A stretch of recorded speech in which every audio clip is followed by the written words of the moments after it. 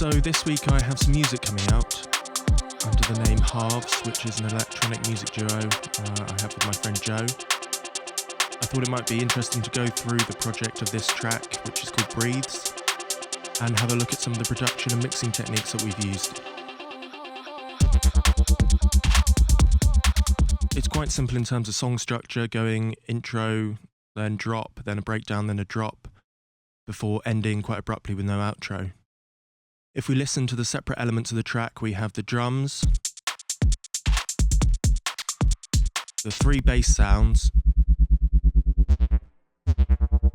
2 during the drop, and a different one here in the breakdown. The hook mostly comes from the vocals, which are shorter in the intro and develop in the breakdown.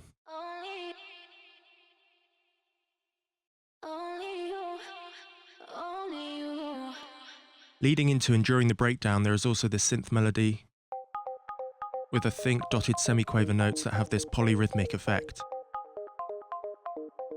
Apart from that, there's only the synth pad. It's just 2 chords, and the filter has a cutoff automation so that it gradually fades into the track, and it builds towards the drop and breakdown and toward the track's end. Everything is swung using this Ableton groove, although we have lessened the percentage of the timing control so that the swing is softened slightly. If we look closer into some of these elements, there are a few points of interest. The kick drum pattern uses multiple kick sounds. There's quite a nice effect from adding some variation to the kick drum to emphasize certain beats.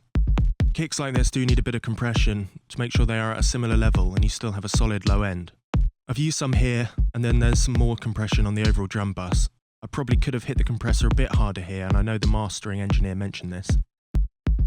Moving on to the snare or clap.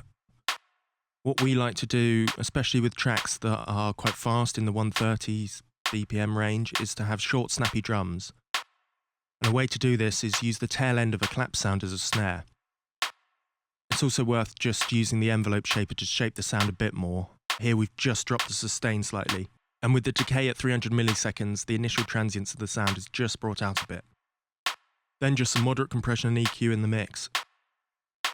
Another element to the drums are these glitchy sounds. A good place to start with for glitchy sounds like this are the tones and texture warp modes. However, here we mostly use the beats mode. The audio files are just recorded outputs of the drums, and then we use small snippets of this and did a bit of duplication and arranging as well as pitch correction. Then with some of the sounds we have used the beats mode and changed the transient loop option to off, and then adjusted the envelope percentage. Without going into a long explanation of how Ableton's warp modes work, basically this is the effect of controlling the length of our already short samples, but it's easier to do it this way than editing in the arrangement window. You can do this with the beats mode on longer drum loops, and it's a great way to completely change the feel of a rhythm. Where the glitches appear in the track, we've also got the drums dropping out just for the split second, so that the glitch sound is replacing the drum sound that would be there. This doesn't happen every time, and it was just a job of seeing what sounded right to our ears. Moving off from the drums, a quick little tip for mixing vocals here. I haven't gone too hard on the compression by using a low ratio. I like to aim for no more than 6 decibels of gain reduction. Often the low end of vocals is a bit loud, either due to microphone proximity effect, or with this audio it's also due to the microphone choice, hence why I've also boosted the highs here. Sometimes I like to completely cut out the low end of vocals closer to how you would for a telephone style effect. Here though, I've put a high cut low enough that it's just rolling off the lower frequencies. Finally, this is a good trick for using delays, and it doesn't have to just be for vocals, but it works great for them. Firstly, I always EQ out the low end of any delay I use. It doesn't have to be as extreme as I've done here, but it's really helpful to reduce muddiness in the mix.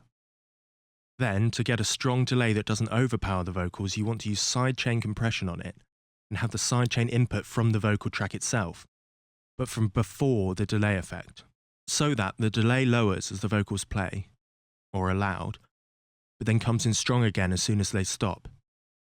Make sure the delay is in a separate bus channel, or as I've done here, in an effect rack with a channel for the dry and wet signal path. Then you enable the sidechain and select the input as from the vocal channel. Make sure it's set to pre-effects, and remember to have your dry wet signal all the way over on the delay. You can see here now that this compressor on the delay is dropping down just when the vocal sound comes in. Here at the end of the track, we've got, instead of an outro, it just cutting out with this distortion sound. To do this, I used a free clipper VST called G-Clip on the master track and automated it to lower the threshold so that the distortion fades in. The problem with this is that the track also gets quieter as this happens, so I had to automate the volume to compensate using the utility plugin. It was quite difficult to get the volume to be the exact same, but the slight pumping of the volume sounds quite cool and adds to the overall effect. Anyway, thanks if you got to the end of this video. Putting up some videos that discuss my music is something new I'm trying, so if you found this interesting, subscribe to my channel and I'll be posting some more.